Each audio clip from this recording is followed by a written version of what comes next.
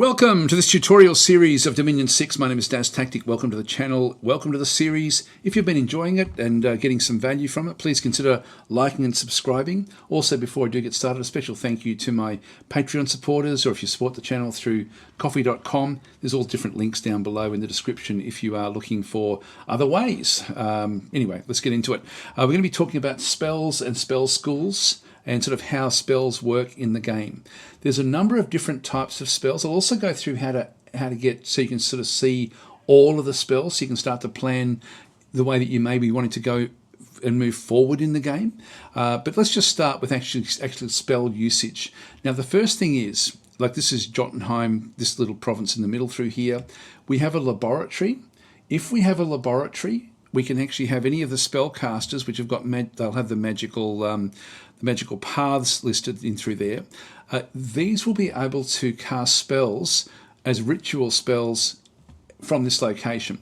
So if I go, for example, into Gulvig, she will then have the option to cast ritual spells, forge items, and etc., etc. There's a few different things that this all happens. So to do these, you actually do need to have you need to be where there's a laboratory in the same location as a laboratory. I've got someone here which is actually technically in another province, even though it's very, very close. And so Roskvana should be able to cast spells because of her abilities, but she can't because there's no laboratory. So that's one thing about casting ritual spells. Ritual spells are spells that you cast on the strategic map, not in combat. So if I wanted to go and cast a ritual spell, I would grab Gulivig back through here. I would cast the ritual spell from in here. And from here, I would then get the list of spells that she has available to her. The ones that I can actually do are going to be in white, like this. And the ones that I can't quite do are going to be grayed back. Now, these are shown because they're close. Like for example, she only has one death, but it requires a level 2 death to be able to cast these particular spells. And so you may think, okay, look, I really, really want them to be her to be able to summon shades. And to do that, I'm going to need to somehow boost her death ability. And so we'd have to then find a way of doing that, maybe through an item. There's a few different ways. I'll be talking about that as well. I think I'll be doing that in a different episode. I might touch on that now actually as well. I'm certainly going to be talking about items, but you can buff their abilities through various items. Usually you need to have someone fairly strong in that particular field to then be able to construct the item. There is another way of being able to do that, and this is if I go back to Gulvig and click on this one and go to empowerment. So by using large quantities of magic gems, a commander can learn a new magic path or become better in one he already knows. So if I go to empowerment, you can see through here, to go up, for example, 1 nature, which is actually fairly useful, it's going to cost me 30 nature gems to actually do that. Now, this is actually almost worth it for in this instance, because we've got a fair few. Actually, no, we've got 0 nature gems at this stage. We've got 53 death gems. We've got some astral gems. So I actually can't, if I try to do the nature, not enough magic gems. So I've got 0 of those. I've got death gems. I could actually go and say, okay, look, let's make you a death 2 nature mage. So I could actually go and do that one. And so she would then start this empowerment operation where we would then chew up 30 of the death gems, which is an expensive way of doing it. So just be aware of that. But sometimes it's the only way you have of doing it. The other way of doing it is to forge magic items, which at this stage I really can't do. I just don't have anything that is going to be even close to being able to boost the death aspect, so I won't really go through that in any sort of great depth, but that's another aspect we can then go through as well. We can plan for it, but I'm going to be doing this in the next episode when I talk about weapons and magic items. So watch that if you are wanting to sort of see how you can plan ahead to try to boost certain things, like in this case death. I may keep on using this example actually to sort of show what's going on. But anyway, with her, I'm just going to go across, cast ritual spell, and whatever it might be, pack of wolves. If I just right click, it'll then tell me the caster summons a pack of ferocious wolves and binds them to service. That may be something we want to do. Now, if I press the question mark here, what we'll see is we have different filters back and through this other side, and clearing filters. I'm going to talk about these in a bit more detail fairly soon. If I shift click this, Oh, hang on, not enough gems. Oh, that's right, don't have any nature gems. Actually, I can do reanimation. So this one here reanimates 10 well-prepared corpses and give them false life. Skeletons are undead and will fall apart if left without undead leadership. If I shift-click, it's casting reanimation back in through this other side. Is that one? Is it shift-click that does it? Oh, it might be, sorry, ritual spells with powerful spells. I think it might be if I right-click or shift-click at that one. Yeah, this is still going to be the same one, same idea. Control-click. Oh, it's there. That's what I was looking for. Monthly ritual. You can just have it so that it happens time after time after time. So you can go and click on that one. I thought there was a keyboard shortcut for that one, but there mustn't be. So you can actually just do a monthly ritual. So with monthly ritual activated, the mage will try to cast the same ritual every month. Site searching rituals will automatically target a new unsearched province every month. Other rituals will not change target from previous months. So these sorts of things, if I did it as a monthly ritual and did reanimation, we'd start to build an undead army. So if that was actually the casting that we wanted to do, that would be a way of actually doing the same spell month after month after month. I hope that makes sense. Now, in terms of preparing for combat, let's just see what actually happens through here. The combat in the game is a we go system. I will be doing episodes on that as well, which means that you don't actually have any agency or any decision making during combat. All you get to do essentially is to prepare the combat by scripting, whether that be through cells or like spells, or scripting, what the attack is likely to be. And you do that through this first one through here, which is the army setup. So if I click on the army setup, there's Gulwegan through there. She's currently casting reanimation, but if I give her battle orders, I can then just go in and give her spell casting. And see, these will be combat spells, not ritual spells. So we have a different set of spells in through here. So cast a specific spell, and you can see there's going to be a lot more spells available to her in this instance because of the combat spells. Some of them will still cost gems, and some of them actually won't. But you can see there's a lot more that I can actually do through here. So it would be a matter of just working through, trying to figure out which one is going to be the most valuable one to actually go ahead and grab, and then sort of work from there based on her magical abilities. And so these are going to be used in combat. So for example, it might be that we go, okay, let's cast Eagle Eyes. It doesn't cost any gems. Cast personal bark skin. Why not? I'm not really spending much time with this one. Mirror image is going to be a great one, which is going to make her harder to hit. Cast a specific spell. We've then got things, for example, like casting web, and we can do that a couple of times. And then we can just tell her to sit and cast spells. And so that will be her job in the combat. So when she's in battle, that's the script that we've given her. And so she will now just go through these spells as long as they're viable. For example, if we go back and look at, for example, web, and have a bit of a look and see what the web has got, its range is 25 plus. Now, if there's more than 25 range, she won't cast that spell. She'll find another spell to cast. And so quite often you'll script a particular spell and they won't do it. And the reason they won't do it is because it doesn't make sense to do it. Like, for example, if we have the combat, and I should have shown this in the last episode when I was doing the Sacred Blesses, but the actual priest units won't cast Bless in that situation because everyone's already blessed anyway. So it makes up its own mind, so it won't blindly follow your orders, which is actually good. Okay, so anyway, that's sort of where we are with the combat spells.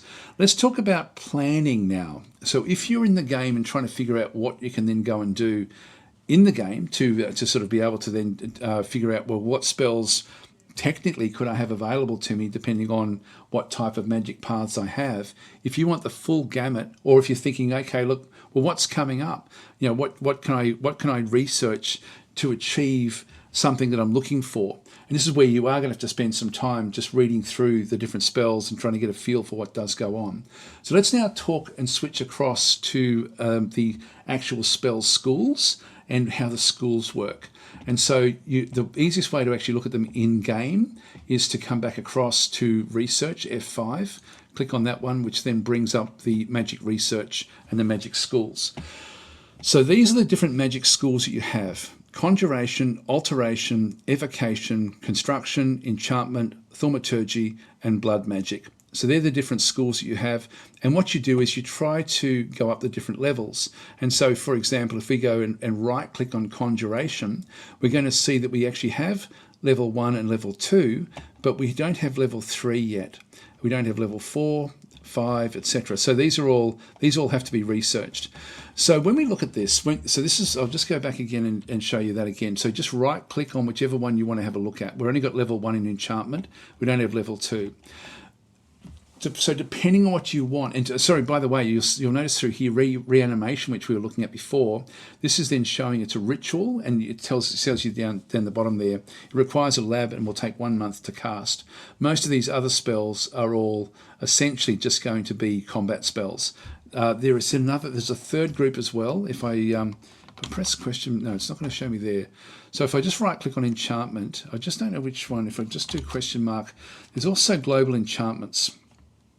Now, if I press O, you can see down towards when we get to level 5 and beyond, these are global enchantments. So it's still a ritual, it's still cast the other way, but these affect the whole world. And so some of these can be very, very powerful as well.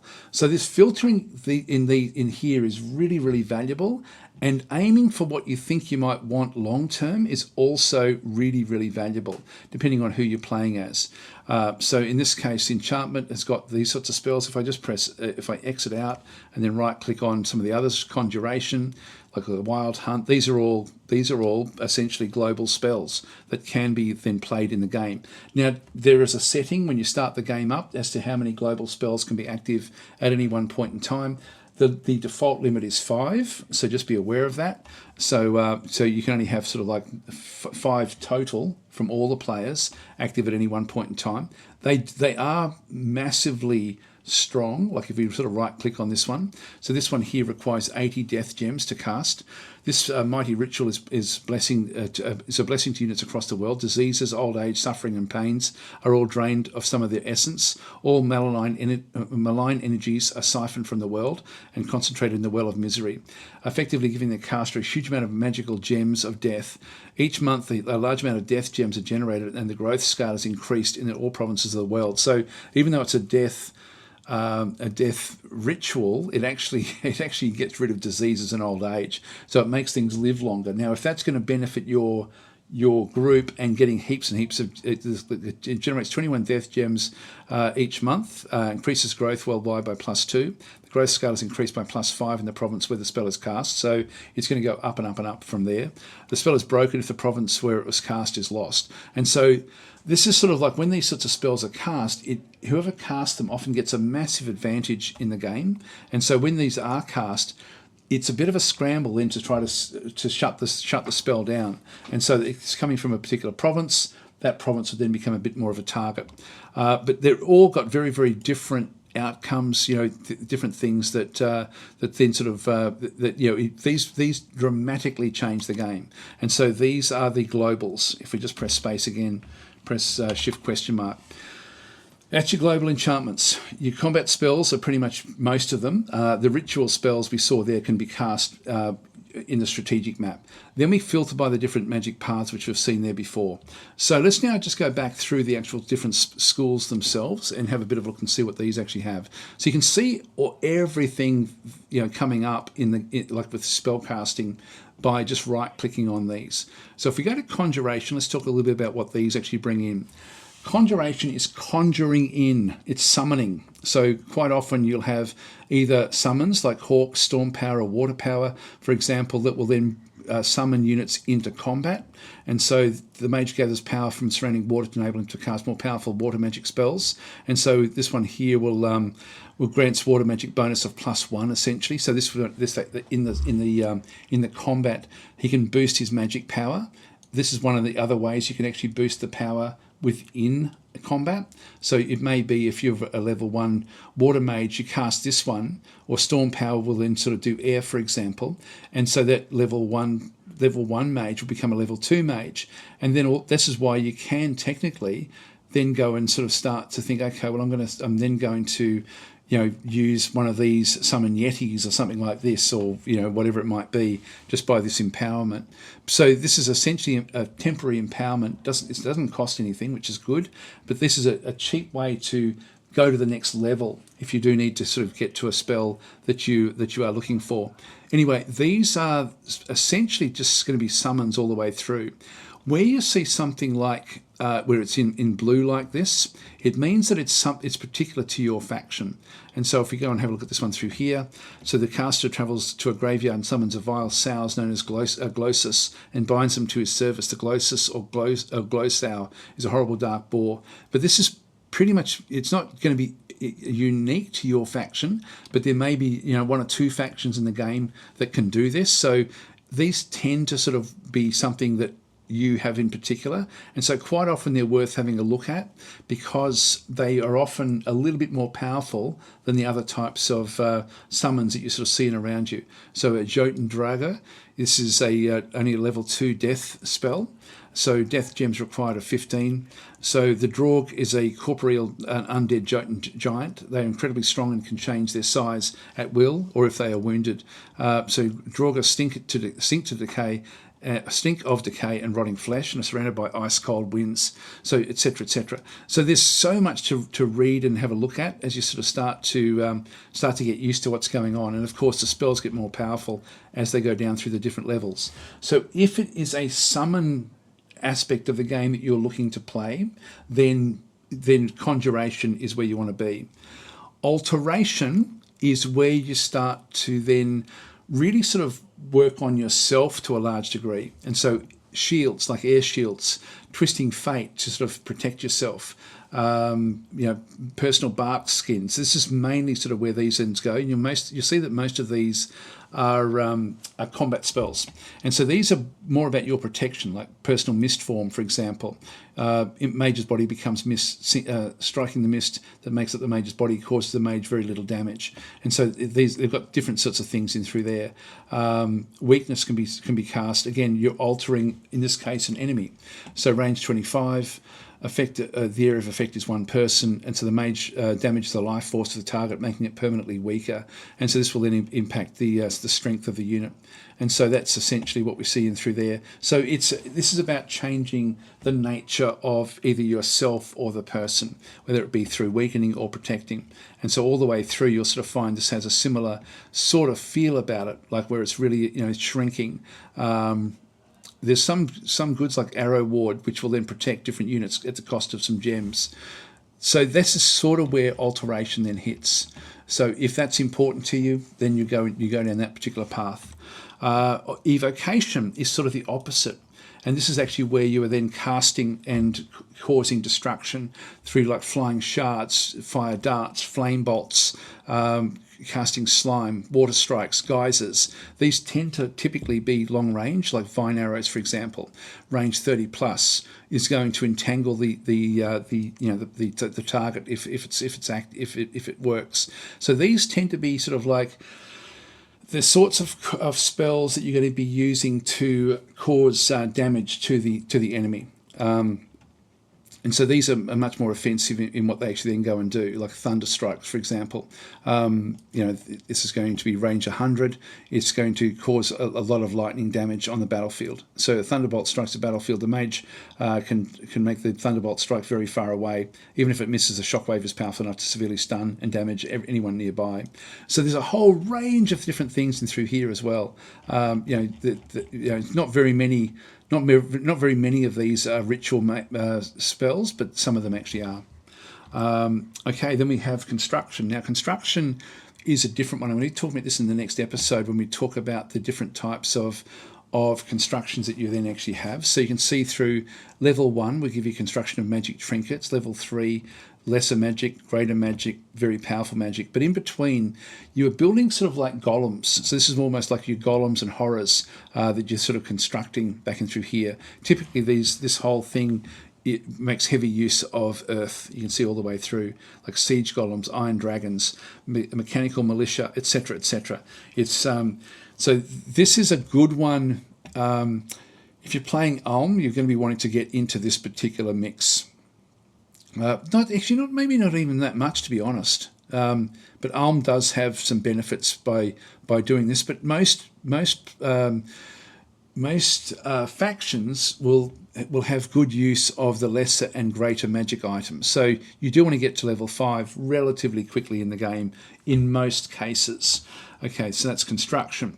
Then we have enchantment. So enchantment is something like where it's got things, for example, like protection from lightning. It's a little bit like the alteration, but the enchantment is it can sort of things like, for example, there's one that's very, very good in level 4. There was where it sort of helps with enchanting other units and sort of making them so that they end. Yeah, flaming arrows, level 5.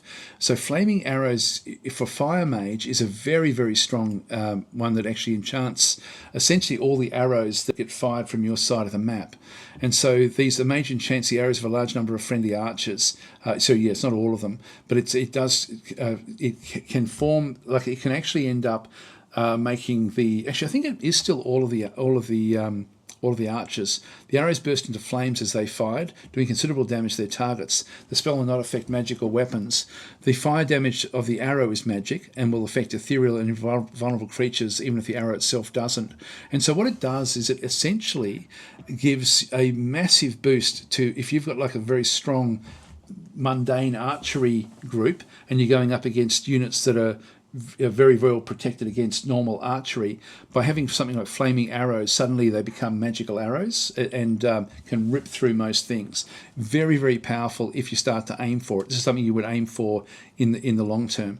And so enchantment is essentially, you can see there's even little things like, raising skeletons, which sort of, again, is not this isn't really the spot for it, but things like healing, regeneration. So you're more casting and influencing what's around you with the enchantment aspect. There are certain other things you can sort of bring in as well with different rituals from the enchantment that we sort of see through that side.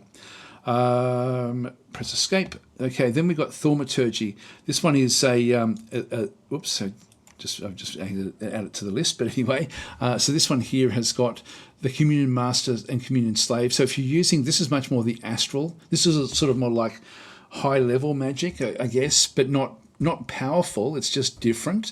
And so quite often you'll find things like the slave and master communions for astral. You'll find sometimes there'll be things like personal luck in through there. What else do you have in through this other side? Things like Horia Specs, which is going to, so this one, range of 3 province, opens the bellies of newly sorted animals and observes their livers. The state of the livers reveal distant locations of nature power. So this is a way that you can actually search for nature locations by using these sorts of things. So thaumaturgy is good for searching. It's good for sort of, like, as I say, that sort of higher level where you are looking more at the world. Like the Auspex is a similar sort of one. In this case, you are looking for air sites in this case. So depending on what you've got, it takes about 2 typically to be able to sort of go and do these types of things. But again, it's a bit of a catch-all for other things as well. But it is something that the low levels of this can be quite valuable if you are sort of needing to get certain sorts of gems. You can start to sort of search for, as I said before, like, using the augury, the Haruspex, the gnome lore, I think is the same one through here. Finds places of earth power. So these are the sorts of things you find in thaumaturgy. And then finally we have blood magic, and blood magic is really all about demons. And so you've demons and damage. So you've got things like banished demon. You'll find that if you press the R key and look at the rituals, these will often be like binding devils, where you can bind fire and blood, bind a frost fiend if you've got water and blood. So you're binding different demons to serve you. Bind a storm demon. As you sort of get further and further, like level 5, you're getting different other types of demons. So quite often these sorts of things work hand in hand with other types of magic. Bind a succubus, for example. 66 blood slaves back and through this other side. These don't use gems. These use slaves that you have to then have to hunt through your land to then go and harvest for yourself. So you can get sites that do give you blood slaves, but typically you have to actually start to go into sites or into locations and hunt for the blood slaves, which then creates disharmony in that particular location. And so this one will then bring a succubus commander into the world as a sort of demon that you would then sort of control. Again, it's pretty cool, but this is a bit hard for a new player.